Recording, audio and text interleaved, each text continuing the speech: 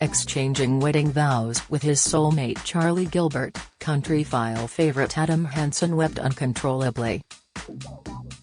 After almost 3 decades together, their pledges carried a special poignancy. For as well as celebrating their love, the couple feared their hastily arranged wedding was Charlie's final farewell to their nearest and dearest. Weeks earlier, the 57-year-old had been diagnosed with pancreatic cancer, and now, instead of a honeymoon, she was hours away from critical life-or-death surgery. "We cried a lot," recalls Adam. "Those vows cemented my emotions and let me say from the heart how I feel about Charlie." The registrar wasn't aware of our situation and said she'd never had such an emotional couple. "For us, it was a way of saying goodbye to everyone," Charlie says. "After 28 years together you do get a bit complacent, but getting married was suddenly really important. We didn't know how long we had left, and I wanted Adam to know I was committed to him." The pair had had an on-off relationship in their late teens after meeting in sixth form. They got together at 28 years old, eventually settling on the 1,600-acre Cotswolds farm west of Cheltenham, Gloucestershire, where Adam grew up. It was Charlie, a location manager with the BBC, who encouraged Adam to go for the Countryfile presenter role, coaching him through his auditions. They had faced hardship before, almost losing the farm and their home in the 2001 foot-and-mouth crisis, but nothing could have prepared them for Charlie's perilously close brush with death 2 years ago, revealed for the first time in Adam's new book, Christmas on the Farm. "I'd been blessed with good health," Charlie says. "I've always been the one who shrugs off a cold. But with hindsight, I had a gurgly stomach through 2020, occasionally needing to quickly dash to the loo.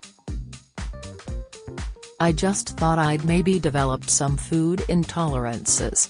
Charlie's tummy upsets worsened over Christmas 2020 and, in early 2021, she saw her GP and had stool samples analyzed for a possible farm infection. The results were negative, but by May Charlie was suffering crippling diarrhea and had lost 10 pounds in weight. "I felt drained, washed out," Charlie recalls. The GP said the next step was something called a malabsorption test to check my digestion.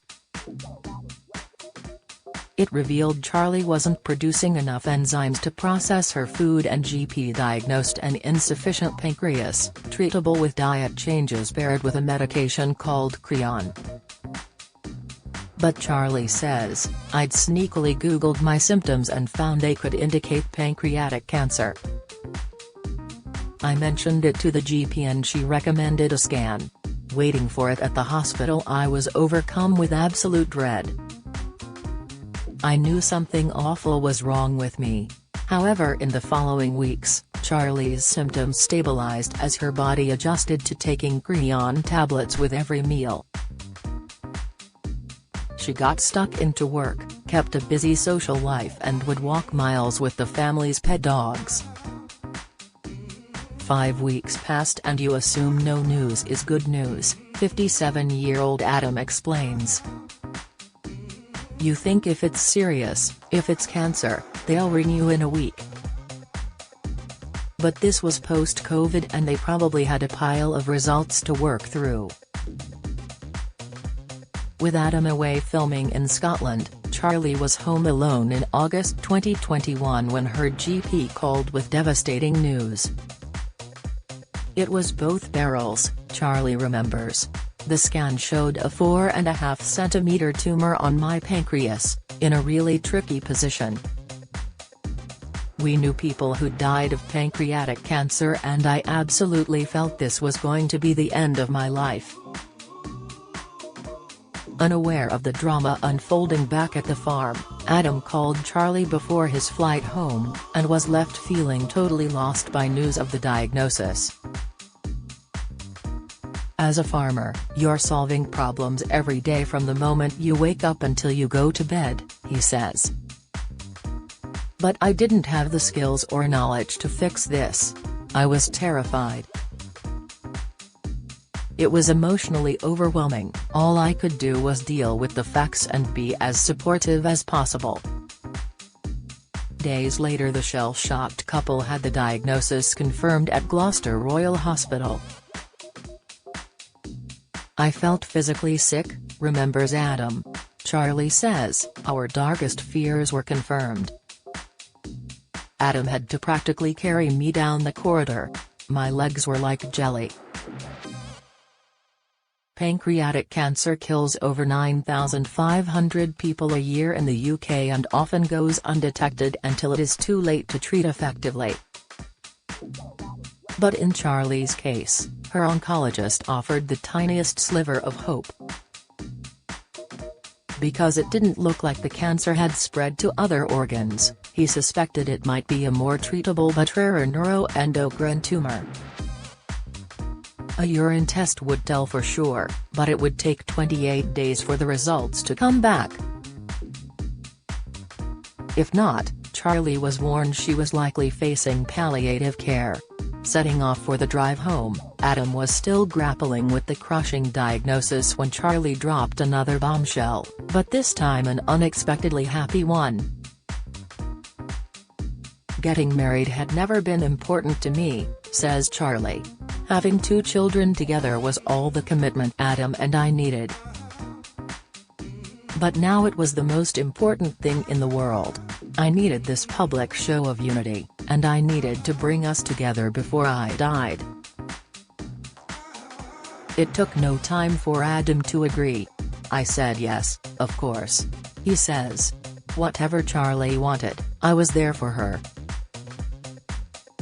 The couple broke the cancer news to their 2 children, Ella, 25, now away traveling in New Zealand, and Alfie, 21, who works in an investment company. I explained it in the shallowest of terms and with a few white lies, Adam says. We didn't want to scare them when we still didn't know the full facts. Charlie's mum, Sue, and sisters Vicky and Catherine, correct SP, rallied around to help arrange the wedding for September 2021. In the meantime, Adam was still filming for Countryfile, his on-camera smile masking his anguish. He says, "You're an actor. You just do it." I confided in the series producer and the team were very supportive. They facilitated a lot of filming on the farm so I could be at home for the family. Faced with an agonizing month-long wait for Charlie's test results, Adam instead tracked down one of Britain's leading experts in pancreatic surgery, Professor Giuseppe Fusi. He threw the couple a lifeline. The cancer not only looked operable, but a biopsy confirmed it was a neuroendocrine tumor. It was going to be an incredibly complex operation, Adam recalls. And he wasn't 100% sure what he was going to find, but he told Charlie he would do his best, and said she would see our grandchildren one day. Charlie was booked in for surgery for September 10 and the day before, Adam and Charlie were joined by their closest friends and relatives, who knew of Charlie's condition, at Stroud Register Office. It was a horrible position to put everyone in because you're trying to be happy, but I was going into hospital the next day, and didn't know if I'd be coming out, Charlie says. It was the best possible last day I could have had. Adam recalls, there were a lot of tears and a lot of emotion in the room. Charlie wore an ivory dress and looked stunning when she walked in with her mum. We were both crying through the vows, and the next very emotional time for me was giving a speech at the reception. I talked about all the lovely things we'd done, how strong we were together, how we were going through some very, very difficult times, but we would come out the other side. The following day, the family drove to London for Charlie's op. Saying goodbye to them all at the hospital was horrible, she says. Cancer is so lonely, you get all this love and support from everyone, but you're still on your own. It's so hard. I'd written letters to Adam, the children and my sisters, and left them in my bedside table for them to find. All I could do now was cling on to the fact that I still had a chance, however tiny. Charlie's surgery was due to begin at 7 a.m. the following morning. After a sleepless night, Adam and the kids killed time by walking around London, until his phone rang around 4 p.m. The thought of life without Charlie was terrifying, explains Adam. I just didn't know how I was going to handle it. Instead I kept the best possible outcome in my mind, and ultimately that's what it was. Fusai told me the operation had gone well. It was such an enormous relief. After 3 days in intensive care and another week recovering in her private room, Charlie was allowed home to begin her long convalescence, feeling like she'd been hit by a bus.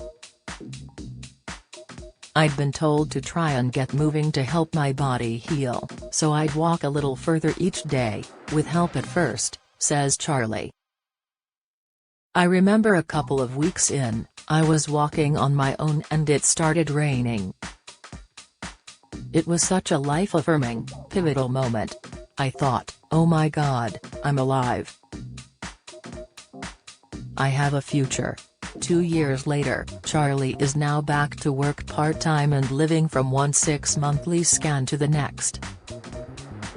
It has altered our outlook on life, Adam admits. Friends and family are even more important to us now, they've been so supportive. In the past I'd push the children to be more career-focused and get ahead.